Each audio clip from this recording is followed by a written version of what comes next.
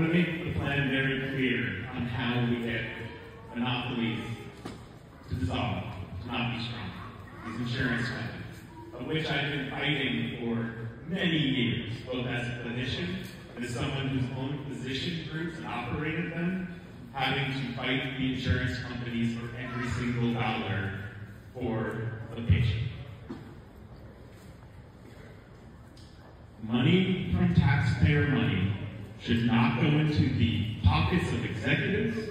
They should not go into billion-dollar ad campaigns that go into your living room. They should not go to prior authorization that gets in between me and you when we're trying to get you the right test.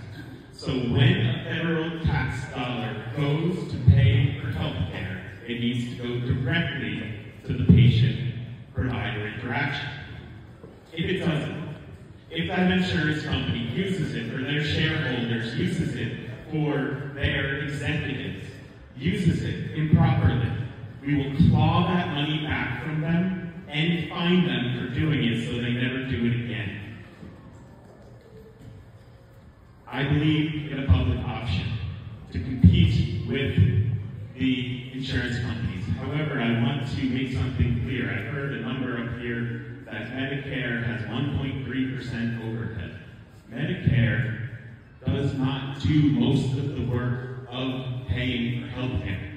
They have to work with the private insurance companies currently to administer the bill, to work with the pharmacies. They have to work with corporations. If we don't tamp down the corporations, Medicare will continue